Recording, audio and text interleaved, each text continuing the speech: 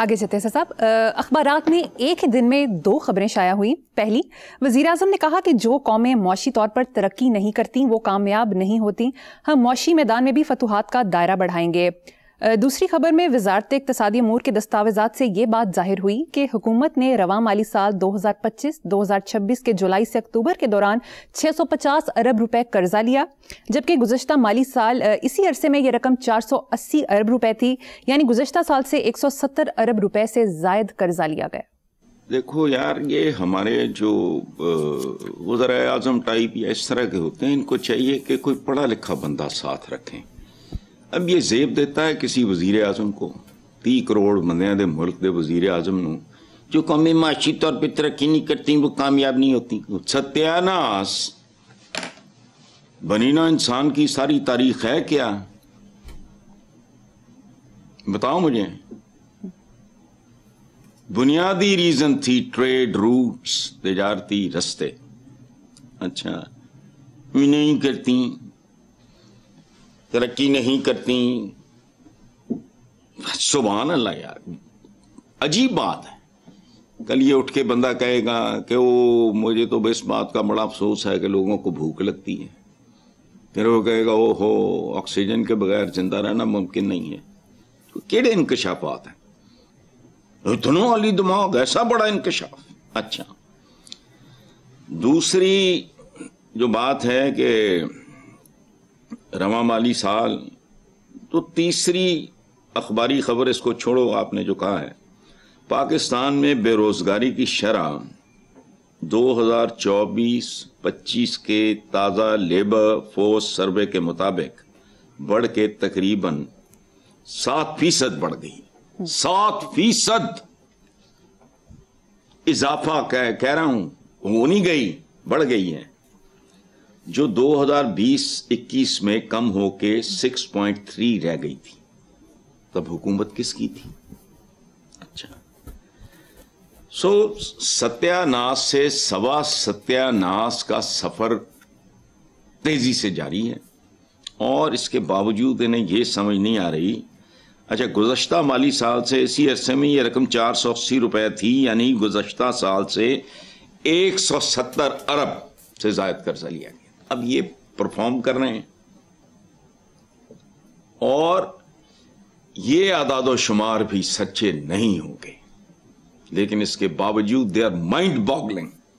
پتہ نہیں یار، ان کو سوتے ضمیر سوئے ہوئے ہیں اور ان کو نیند آ جاتی ہے، ان کو بھی نیند آ جاتی ہے، کیسے سوتے ہیں؟ عجیب و غریب سی صورتحال۔ گھر کا سربراہ گھر میں فقے ناچ رہے ہوں، برا حال، بونکے دہاڑے، اولادیں ٹریک سے اتری ہوئی ہوں، اولادیں ہی ہیں نا پاکستان کا، یہ جو بھی عوام حشرات الارض دو پائے پھر رہے ہیں، یہ کیا ہیں؟ یہ وہ ٹریک سے اترے ہوئے ہیں، نہ کوئی کیریکٹر ہے، نہ کوئی اخلاقیات کے پیمانے ہیں، نہ کوئی ڈسپلن ہے، نہ کوئی ترتیب ہے، حرام ہے، لوٹ مار ہے، منحوس ترین خبریں ہیں، اور وہ بیٹھے ہیں۔ میری بس حضور، میرے بس کی بات نہیں رہی، ختم۔ پتہ نہیں کیا چسکا ہے۔ آگے چلو حضرت صاحب، انفارچونیٹلی اگلی خبر بھی بری ہے۔ اخباری خبر کے مطابق مہنگائی میں مزید اضافہ ہوا ہے، ٹماٹر، چینی، بیف، کوکنگ آئل سمیت 16 اشیاء مہنگی ہو گئی ہیں۔ اچھا، آئندہ کے لیے فاروق صاحب سے بھی کہہ دینا کہ جو یہ اس طرح کے سوال ہوتے ہیں ان میں سے آئندہ ہمیشہ کے لیے مہنگائی ڈیلیٹ کر دیں۔ مزید اضافہ، مزید کب تک؟ It is a reality, everybody knows about, کسی کے پاس حل کوئی نہیں ہے۔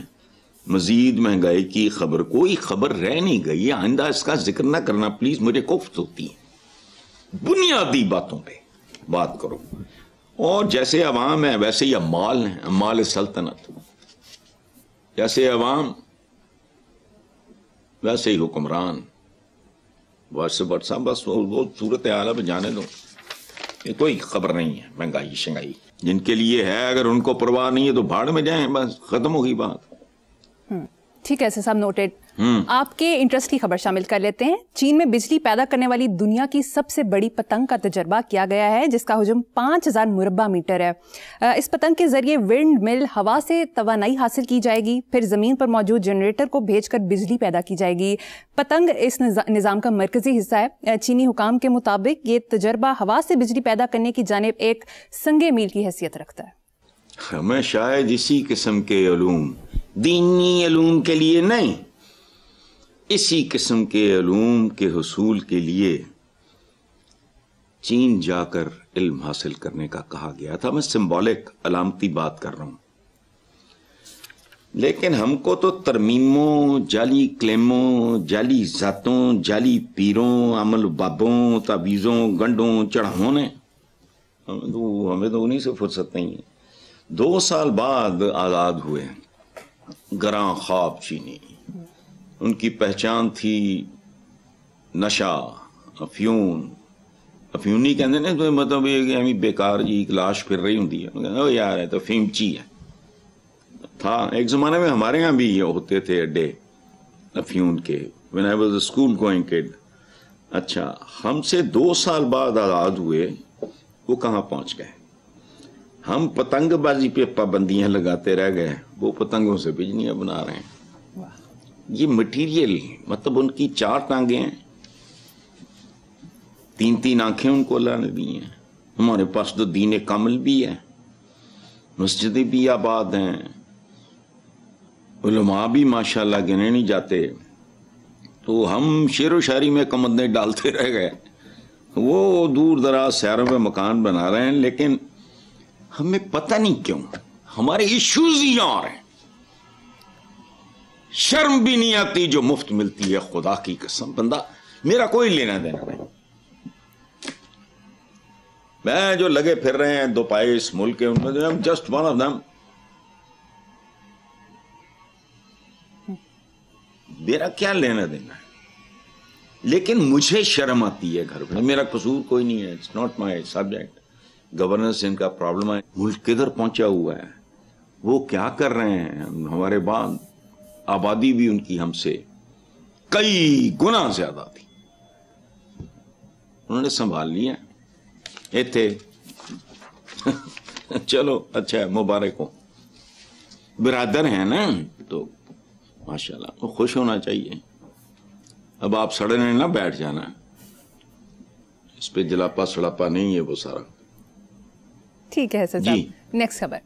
چیئرمین ایف بی آر نے انکشاف کیا کہ ٹائلز مینوفیکچرر، سیمنٹ انڈسٹری اور شوگر انڈسٹری 208 ارب روپے کی سیلز ٹیکس چوری کر رہی ہے. اب ان کی کیمروں سے مانیٹرنگ ہوگی. ٹائلز مینوفیکچرر کیمرہ مانیٹرنگ نہیں چاہتے تو انڈسٹری بند کر دیں. دیکھو بات سنو، یہ بھیڑیوں کا خول ہے، ایک بھیڑیوں کا، بلکہ خدا کی قسم بھیڑیوں سے بدتر. ہم نے کہانیوں، افسانوں میں، فلموں میں یہ پڑھا ہے کہ لاوارث بچہ کسی جزیرے پہ کوئی جہاز کریش ہوا، کوئی شپ یہ وہ وغیرہ جو بھی ہوا، کوئی بچہ جزیرے میں، تو مادہ بھیڑیا نے پالا. یہ بھیڑیے بھی نہیں ہے. اب یہ جو بات آپ نے کی ہے کہ 208 ارب، یہ صرف ایک چٹکی ہے کرپشن کے، ماؤنٹ ایورسٹ کی ایک چٹکی. اچھا دوسرا دیکھو کس بات کا انتظار ہو، فائرنگ اسکواڈ کہے کے لیے.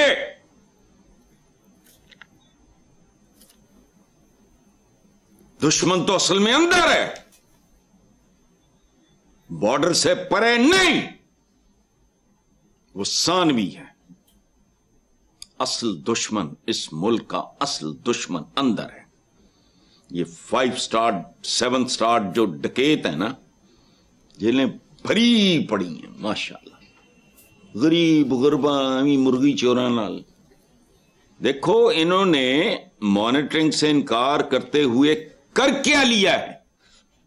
اپنے جرم اور گناہ کا اعتراف کیا. جواب کیا آ رہا ہے؟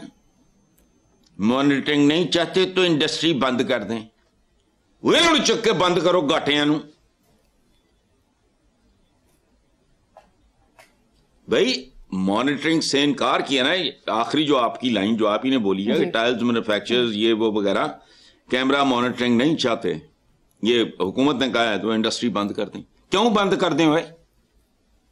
इन्होंने बंद करो, ये तरफ जुर्म है। लेकिन नहीं,